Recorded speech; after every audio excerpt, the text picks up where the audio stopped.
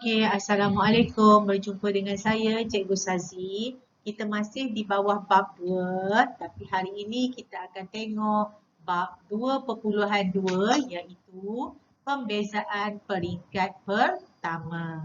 Okey ya, minggu lepas kita dah belajar berkaitan dengan had. Hari ini kita akan masuk peringkat pertama pembezaan. Okey, jadi apa yang kamu akan belajar hari ini ialah awak dapat menentukan terbitan pertama bagi suatu fungsi algebra. Baiklah, jadi di bawah tajuk ini ada beberapa perkara penting yang perlu kamu kuasai. Di antaranya ialah tata tanda yang akan digunakan. Okey, kalau awak tengok di bawah tajuk pembezaan ini, kadang-kadang tata tanda dia berbeza-beza. Tapi macam yang saya pernah pesan, jangan risau, di bawah tajuk pembezaan ini, kerja kamu hanya untuk mencari kecerunan. Jadi, biasa-biasa 3 tata tanda yang digunakan, iaitu tata tanda yang pertama ada tulisan dy per dx. Apa maksud dy per dx? Ini maksudnya ialah pembezaan y dekat atas terhadap x di bawah. Okey, itu kalau fungsi yang diberi ialah dalam bentuk y. Okey, yang kedua. Okey, kita boleh juga tulis ataupun tata tanda yang biasa digunakan ialah f prime x. Ini maksudnya fungsi kecerunan bagi lengkung y sama dengan fx. Maksud dia kita tak tulis dah y sama dengan sesuatu-sesuatu. Kita tulis persamaan dia dalam bentuk fx. Jadi fungsi ini boleh digunakan untuk mencari kecerunan lengkung pada sebarang titik. Okey. Dan yang ketiga, kita boleh tulis sebagai d per dx yang membawa maksud bezakan. Bezakan apa? Bezakan sesuatu terhadap x. Okey, itu yang pertama iaitu berkaitan dengan tata tanda yang akan kamu jumpa di dalam tajuk ini. Baiklah, kita pergi yang kedua. B. Apakah rumus terbitan pertama bagi satu fungsi algebra? Okay, sebelum ini, bila kita nak mencari kecerunan, kita akan gunakan formula had. Okay, kita akan gunakan had. Tapi untuk meringkaskan, jadi kita telah wujudkan satu formula. Okey, apa formulanya? Jika kamu diberi y sama dengan ax kuasa n, maka dy dx-nya ataupun f, x-nya ataupun d per dx-nya ialah, okey, nampak kat sini n? N kuasa itu akan dibawa ke depan. Ini macam rumus indeks, set dan log. N akan dibawa ke depan. A itu ialah satu nombor. X ialah pemboleh ubahnya. Jadi kuasa untuk X itu ditolakkan dengan 1. Okey, ini ialah rumusnya. Yang kedua, kita boleh tulis dalam bentuk bezakan, okay, d per dx. X kuasa n. Sama juga kuasa untuk n dibawa ke depan. Jadi n ini kita bawa ke depan. Itu sebab awak nampak n dekat depan di sini. A itu merupakan satu nombor. Okey. Jadi setiap kali bila N dah bawa ke depan mesti ditolakkan dengan 1 bagi indeksnya. Okey, itu rumus kata. Okey, sekarang kita tengok macam mana kita nak applykan rumus kita. Sekarang katakanlah saya ada contoh 1 diberi Y ataupun diberi bezakan negatif 3x kuasa 3. Ini kita boleh tuliskan sebagai Y sama dengan negatif 3x kuasa 3. Sekarang kita nak bezakan. Jadi kita akan cari dy dx-nya. Jadi 3 di sini kita bawa ke depan. Kita akan dapat 3. Dalam kurungan ada negatif 3 x 3 mesti tolak dengan 1. Kuasa mesti tolak dengan 1. Jadi dapatlah. Kita akan dapat dy per dx sama dengan negatif 9x kuasa 2. Itu cara kalau kita nak gunakan dy per dx. Baiklah. Macam mana pula kalau kita nak guna kaedah yang lain? Saya gunakan cara 3. Cara 3 ni macam mana? Cara 3 ini, C3 ini ialah, cara yang ketiga ini ialah saya gunakan dalam bentuk d per dx. Macam tu. Kita tengok macam mana cara kita nak tulis. Jadi kita akan dapat d per dx.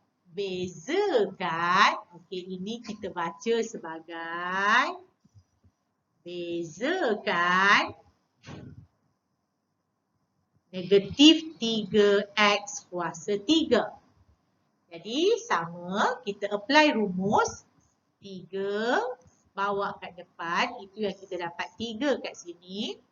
Dalam kurungan negatif 3x, 3 tolak 1. Jadi akhirnya kita akan dapat jawapan negatif 9x kuasa 2. Jadi kalau kita tengok sama ada kita gunakan apa-apa cara, jawapan kita tetap sama. Mari kita tengok yang seterusnya. Sekarang macam mana pula dengan rumus terbitan pertama bila fungsi itu melibatkan penambahan dan penolakan? Ini contohnya. Dia kata, bezakan, ini kita punya persamaan. Y sama dengan 5x kuasa 3 tambah 3 per 4x kuasa 4. Jadi, apa maksud penambahan dengan penolakan? Maksud dia, ini sebutan pertama, di sini sebutan kedua, tengah-tengah dia ni ada operasi tambah atau tolak. Itu maksud dia penambahan atau penolakan. Jadi apa langkah pertama? Langkah pertama, kita selesaikan dulu. Cara mana kita nak guna? Cara 1 ke, cara 2 ke, atau cara 3? Terletak pada kamu. Kalau saya, disebabkan saya dah nampak dekat sini Y, jadi saya akan pilih dy per dx. Macam tu. Jadi dalam contoh ini kita akan gunakan cara 1. Jadi dy per dx 1. Ingat sekarang dia kata, kalau penambahan dengan penolakan, selesaikan 1. Jadi kita selesaikan nombor 1 dulu. Nombor 1, 3 di sini bawa ke depan. Ni kuasanya bawa ke depan. Kita dapatlah 3. Dalam kurungan 5x kuasa 3 tolak 1. Okey, selesai dah nombor 1. Lepas tu tambah. Selesaikan pula sebutan yang kedua. Kuasa 4 bawa ke depan. Itu yang kita dapat 4 dekat sini. Dalam kurungan sebutan asal. Jangan lupa tolakkan indeksnya. Jadi, selepas kita cantikkan jawapan, selepas kita ringkaskan jawapan, maka kita akan dapat dy per dx sama dengan 15x kuasa 2 tambah 3x kuasa 3. Okay, baiklah.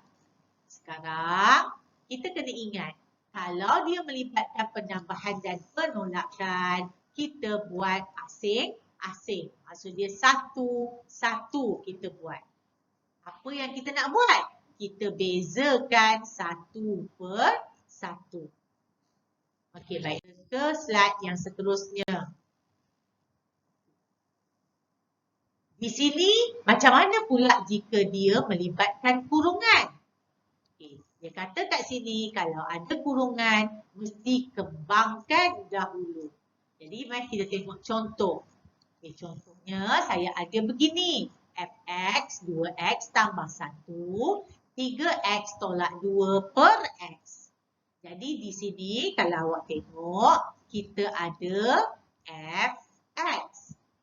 Persamaannya dalam bentuk fx. Jadi, kalau kita nak bezakan, dia minta kita bezakan, biasanya kita akan gunakan cara 2. Jadi, cara 2 ialah f, x. Macam tu. Okay, jadi macam mana kita nak selesaikan? Dia kata kat sini, kalau ada kurungan, kembangkan dahulu. Jadi, kita kembangkan dahulu di atas. Okey, baik-baik. Bila kita kembangkan, nampak tak? Fx kita tak berubah lagi. Nampak? Belum ada lagi koma. Okay, jadi sebab apa tak ada koma? Sebab kita di sini kita hanya kembangkan. Kita cantikkan soalan kita dahulu. Macam tu. Okay, jadi kita tak perlulah tukar lagi dia punya fx. Okay, sekarang kita cantikkan lagi. Kita nampak kat sini perpanjang. Jadi kita pecahkan perpanjang kepada perpendek. Jadi kita dapatlah 6x kuasa 2 per x tolak x per x tolak 2 per x. Okey, daripada sini kita nampak ada operasi tolak lah. Jadi tadi saya dah katakan kalau ianya melibatkan penambahan atau penolakan, kita buat satu-satu. Jadi sekarang tengok hati-hati ya. Saya masih kekalkan fx sebab kita belum tarik lagi ataupun belum bawa lagi kuasa ke depan. Jadi fx saya dapat 6x tolak 1 tolak 2x kuasa negatif 1. Selepas kita dapat satu soalan yang cantik, barulah kita bezakan. Jadi kita bezakan 6x, x ini bermaksud kuasa 1. 1 ini bermaksud x kuasa kosong. Okey, dan kita ada 2x kuasa negatif 1. Jadi kita apply rumus, maka kita akan dapat jawapan f prime x ialah 6 tambah 2x kuasa negatif 2. Okay, ingat ya, kalau ada kurungan, kita kembangkan dahulu. Okey, jadi kita nampak kat situ x itu ialah kuasa negatif. Kita cantikkan jawapan, maka jawapan akhir kita ialah 6 tambah 2 per x. Okey, sekarang kita tengok rumus yang seterusnya bila melibatkan fungsi yang ada set. Set ini, tolong ingat ya, set ini ialah bentuknya begini. Bila melibatkan set. Okay, jadi sekarang kita tengok contohnya. Katakan saya kata bezakan x ada kurungan set x tolak 9.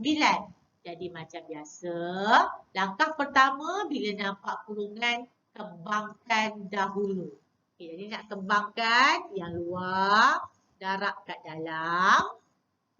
Okay, jadi kita dapat, kita tak tukar lagi ya, Y sama dengan X darab dengan punca X. Yang kat luar, darab kat dalam, tolak X darab dengan 9. Okay, itu yang kita dapat. Begitu. Okay, jadi kita cantikkan. Jadi saya padam yang ni ya. Okay, kita cantikkan. Apply rumus SET. SET ini kalau kita tukarkan dalam bentuk indeks, kita akan dapat X kuasa 1/2. Yang ini kita akan dapat X darab X 1/2. Ini ialah kuasa 1. So, di sini kita apply hukum indeks. Dapatlah X 1 tambah 1/2. Okay, jadi itu yang kita dapat. X kuasa 3/2 tolak 9. Itu masih lagi X. Okay, sekarang barulah kita bezakan. Gunakan rumus, ada operasi tolak, buat 1/1. Jadi kita dapatlah dy per dx kita 3/2x kuasa 1/2 tolak 9. Jadi kalau kita nampak kat sini, kuasa kita ialah kuasa 1/2. Jadi kita boleh cantikkan jawapan akhir kita kepada dy per dx ialah 3/2x set x tolak 9. Jadi ingat, kalau dia melibatkan set, kita tukarkan dulu set kepada bentuk indeks. Baiklah, kita tengok dulu. Okey, kaedah ataupun perkara yang kelima bila melibatkan formula terbitan peringkat pertama. Pembezaan peringkat pertama. Okey, katakan tadi contoh kita bezakan Y, X, set X tolak 9, tapi sekarang saya tambah. Saya bagi nilai apabila X sama dengan 9. Jadi, kita akan dapat, tadi kita dah bezakan. Okay, step nombor 1, kita selesaikan dulu proses pembezaan. Okay, ini tadi kita dah pergi. Jadi, jawapan akhir kita dapat dy per dx ialah 3/2 punca X tolak 9. Jadi, step yang kedua, kita gantikan nilai yang diberi, iaitu X sama dengan 9 dalam jawapan akhir kita. Gantikan di sini. Itu maksudnya. Okay, jadi, kita gantikan macam biasa. Kita akan dapat dy per dx 3/2x tolak 9. Jadi kita gantikan X ini sama dengan 9. Okay, jadi kita akan dapat dy per dx sama dengan 3/2. X digantikan dengan 9 tolak 9. Dan kita akan dapat jawapan akhirnya ialah negatif 9/2. Boleh Jadi ada 6 perkara yang kita dah belajar pada hari ini. Jadi sebagai latihan, saya nak awak siapkan latihan kediri 2.3, muka surat 41, soalan nombor 1, A, D, E, soalan nombor 2, B dan C, soalan nombor 3, A dan C, manakala soalan nombor 4, semua soalan. Okey, itu saja daripada saya. Jumpa semula pada jam 11:10 pagi. Okey. Okey, terima kasih semua. Bye. Assalamualaikum.